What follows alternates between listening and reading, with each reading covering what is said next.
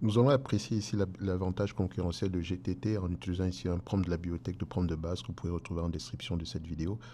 Enfin, GTT ici, quand on lance la demande, GTT a un avantage concurrentiel large qui paraît stable et qui est essentiellement lié aux intangibles et au switching cost. Alors, vous savez que j'aime bien le switching cost. Alors, quand on parle d'intangibles, quand on parle ici de switching cost, la conversion vers un autre système de confinement impose des coûts et des risques opérationnels inacceptables aux armateurs et aux chantiers navals. Un méthanier représente un investissement unitaire dépassant fréquemment 250 millions de dollars. Un changement de technologie exigerait de réadapter l'outillage et les processus de qualification des grands chantiers navals, que ce soit Hyundai, Samsung, EV Industries, Yudong, Zonghua, etc. Et donc, ça demandera ici les processus ici de qualification des grands chantiers navals et de refaire homologuer l'intégralité des procédés par les sociétés de classification maritime. Donc les armateurs privilégient la fiabilité avérée sur plusieurs décennies pour éviter tout risque de rupture, d'étanchéité ou de dégazage catastrophique. Donc ce switching cost-là, on s'entend qu'il est très large. On s'entend que c'est pas dépendamment ici des justificatifs qu'il va vous donner ici, parce que s'il est présent, qu'est-ce qui permet de le montrer au niveau des chiffres? Ici, on parle du canal de commande de près de 288 unités fermes, d'accord, au 31 décembre 2025. Donc 261 méthaniers et 21 éthaniers. Alors, ce que ça veut dire également, une fois que je vois ce genre de chiffres-là, dans ma tête, c'est toujours ce type de... Enfin, pour moi, ça reste une compagnie qui est cyclique de manière générale. De toute façon, on va revenir dessus. Mais quand je vois le nombre d'unités commandes fermes ici, je veux savoir à peu près le volume de production moyen. Et voilà, selon à peu près mes recherches ici, on est en moyenne à 5 ans par là. On a également eu de très bons résultats au premier trimestre. Mais voilà, c'est 5 ans de résultats potentiels à ce niveau, au niveau actuel, au minimum. Je dis bien au minimum, c'est une bonne chose. Or, on est là pour le long terme. Donc, ce qui veut dire ici que vous devez étudier le marché même des, des méthaniers de manière générale, l'âge moyen et qu'est-ce qui se passe au niveau du remplacement, etc. On referme cette parenthèse-là. Deuxième avantage concurrentiel, c'est l'intangible. Vous vous en doutez, GTT détient un portefeuille complet de propriétés intellectuelles protégeant ces technologies de membrane cryogénique et ce capital technologique est consolidé par plus de 60 ans de recherche et de développement et des centaines de brevets actifs. Donc le groupe consacre, donc quand j'entends centaines de brevets actifs, je veux savoir est-ce qu'il y a une durée de vie par rapport à ces brevets-là, etc. On referme cette parenthèse-là. Donc le groupe consacre à peu près environ 10% de son chiffre d'affaires à la recherche et développement. De plus, l'approbation exclusive de ces brevets par les organismes d'homologation internationaux, que ce soit Bureau Veritas, DNV et ABS, crée une barrière réglementaire d'entrée très difficile à franchir pour tout nouveau concurrent. Donc, même si vous pouvez à peu près faire la même chose, ça ne veut pas dire que vous aurez l'homologation ici pour pouvoir le faire d'ici demain matin. Ça peut prendre plusieurs années. On cite ici, par exemple, comme exemple, les parts de marché de près de 70 à 80% ici sur les méthaniers en service et en commande utilisent les technologies propriétaires ici de GTT. Effet de réseau, il n'y en a pas. Ok.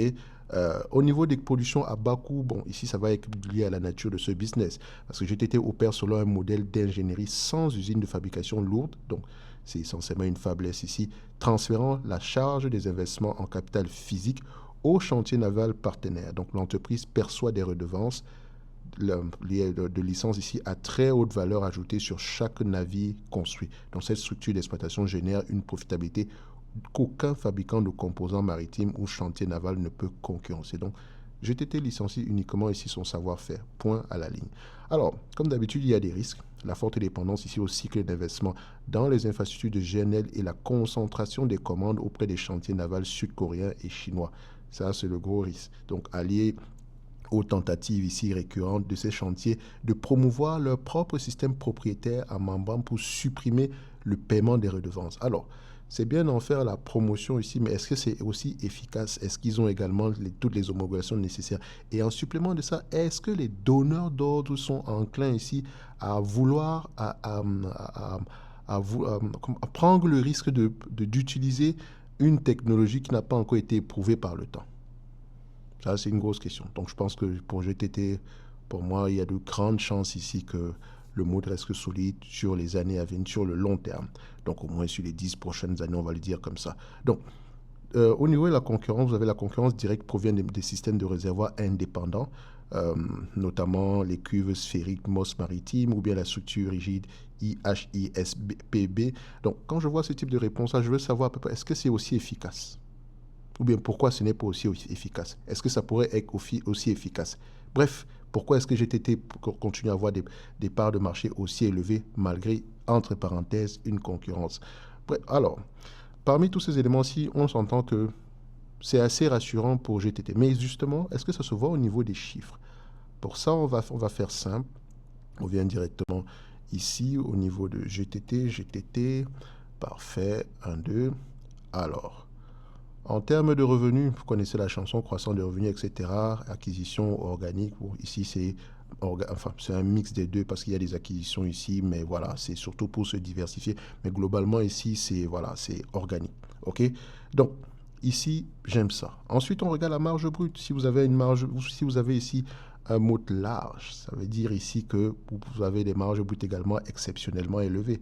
Et on peut dire ici que les marges brutes sont très élevées. 97%, c'est presque comme 99%. Donc, ça, c'est juste un effet d'optique ici. C'est presque rien du tout. Si on dézoome un tout petit peu ici, voilà, globalement, ça ne devrait même pas se voir. OK? C'est pas grand-chose. Mais on ne peut pas tirer de conclusion si on ne regarde pas la marge EBITDA. Est-ce que ça va dans le même sens? Et la marge EBITDA ici est plutôt stable. Le premier niveau de pricing power, c'est la stabilité. Le deuxième niveau, c'est la croissance des marges. Voilà. Et ici, vous pouvez voir ici qu'on a au minimum la stabilité. Ensuite, on va aller regarder ici les net income, les free cash flow. Si les deux parlent le même langage, s'ils vont dans le même sens. Et on a ceci, bim, badaboum. On a à peu près quelque chose qui va dans le même sens. Donc, on aime ça. Donc, free cash flow net income pourrait même représenter la véritable rentabilité de ce business-ci, équivalent également à free cash flow. Les free cash flow sont un tout petit peu élevés pour des raisons X ou Y ici, mais je pense que c'est clairement ici justifiable. Ensuite, on regarde quoi? Le nombre d'actions, est-ce qu'il augmente ou diminue? Bon, compagnie européenne, on n'est pas étonné. Le nombre d'actions, disons qu'il est. On va se dire ici qu'il est plutôt stable de manière générale. OK. Ensuite, on va regarder la dette nette. Ah, c'est pas une entreprise. Parce que dette nette ici, du point de vue volume, est-ce qu'elle est endettée?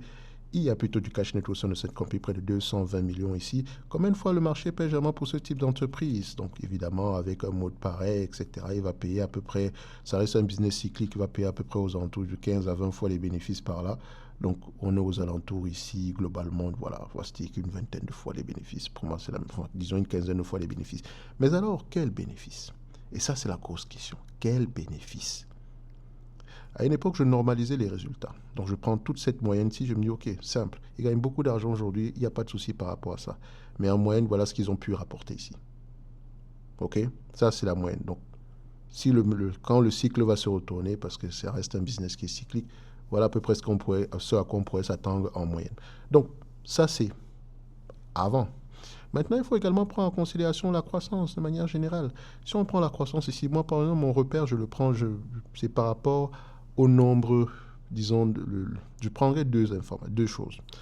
Enfin, trois même, de manière générale. Si on a des actifs intangibles, première chose, je vais vérifier.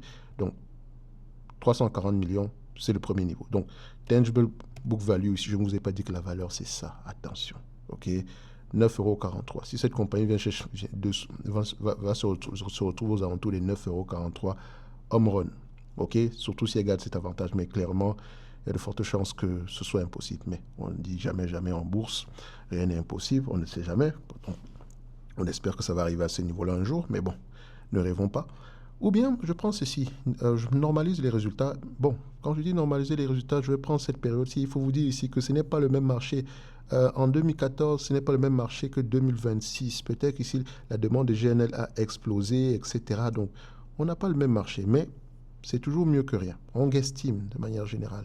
Ça fait 126. OK? 126 multiplié ici par 15 fois les bénéfices, divisé par le nombre d'actions. Donc, on a un nombre d'actions ici, disons, je pense qu'on a 37 millions d'actions, donc divisé par 37. On se retrouve aux alentours ici de 51 €.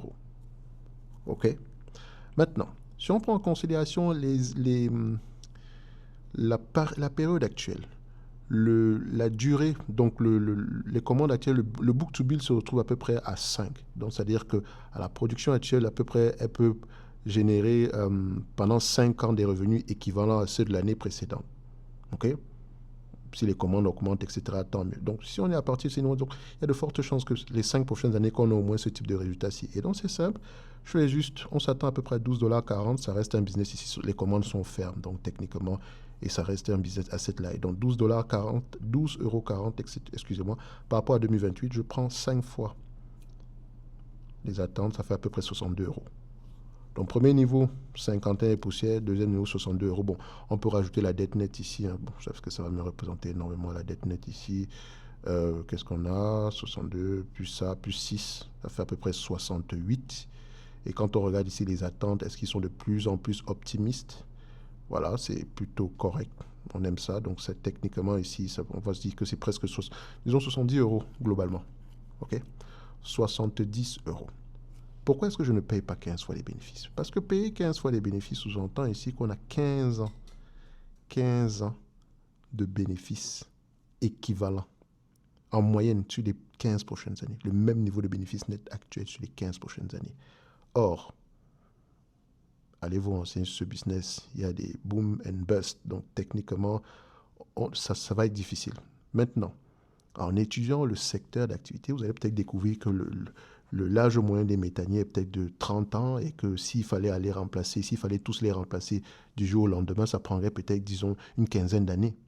Là, le narratif peut changer. Et si cette compagnie détient 80% du marché, admettons, bon, on fait 80%, on va se dire qu'ok, techniquement, on peut s'échanger peut-être à 10, 12, 15 fois les bénéfices. Pourquoi pas? Si le prix n'augmente pas, etc. Et également, il faut mentionner qu'on a un autre segment qui arrive ici, qui est en train de, comment on dit ça, qui est en expansion, donc où il y a une certaine récurrence, et je pense que c'est le segment avec Danelec, le secteur. Mais ma mémoire n'est pas très bonne avec cette compagnie-là. Vous savez, je regarde beaucoup d'entreprises, très peu d'entreprises européennes, donc si je me trompe, c'est pas plus grave que ça. Mais pensez, la façon dont vous allez analyser cette compagnie, faites toujours attention.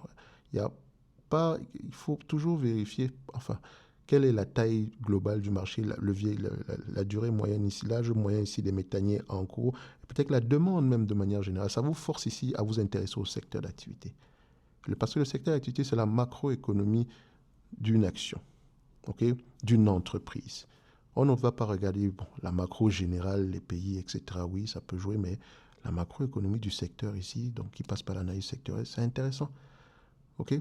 C'est ça qui vous permet ici d'avoir une idée générale de où est-ce qu'on pourrait aller. Parce que moi, c'est difficile pour moi de payer 15 fois les bénéfices de cette compagnie parce que en le faisant, je sous-entends qu'on peut rapporter à peu près sur les 15 prochaines années ce même niveau. Or, si je normalise, il y a de fortes chances que cette compagnie fasse au moins une centaine de millions, 120 à 150 millions sur les années à venir. Parce qu'elle a déjà prouvé qu'en moyenne, elle a pu le faire par le passé. Or, je sais également que le monde d'hier, ce n'est pas le monde d'aujourd'hui. Donc, il faut également savoir qu'est-ce qui a changé ici. Vous voyez? Donc, il ne faut pas juste regarder les chiffres. Les chiffres, c'est bien, mais ça vous permet juste de commencer. Le plus important ici, c'est qu'on détermine qu'on a un avantage concurrentiel. On apprécie à peu près quel prix pourrait nous intéresser, mais en allant en profondeur, on va peut-être découvrir quelque chose d'extraordinaire qui va nous encourager à changer complètement d'avis. Et comme je l'ai dit, questionner à peu près les donneurs d'ordre. C'est à ce niveau-là qu'il faut regarder l'information, la demande de GNL et tout ce genre de choses-là. Est-ce qu'on a besoin de combien de méthaniers dont on a besoin ici, etc. Bref, ceci n'est que mon point de vue et non un conseil d'investissement. Comme d'habitude, je me faisais pleinement le droit de me tromper. Dividendes, etc. Tirez vous-même les conclusions. Il y a de grandes chances qu'ils continuent à... Enfin, quand je dis il y a de grandes chances, tant que les bénéfices restent à ce niveau, en tout cas pour les 5 prochaines années, il y a de grandes chances qu'ils versent à peu près ce niveau de dividende. Là, maintenant, après ça, je souhaite que ça continue, mais bon, je ne sais pas, je ne suis pas devin non plus. Le plus important pour moi, c'est de déterminer si cette compagnie pourrait mériter d'avoir une place dans ma watchlist, et c'est le cas. Donc, 70 € ici, c'était la même chose qu'en 2024 de manière générale. Donc, je vais mettre ici X5, B9, 2028. Donc, ceci n'est que mon point de vue, non un conseil d'investissement. Comme d'habitude, je me réserve pleinement et oralement le droit de me tromper. Merci, au revoir. Toutes les informations importantes sont en description de la vidéo.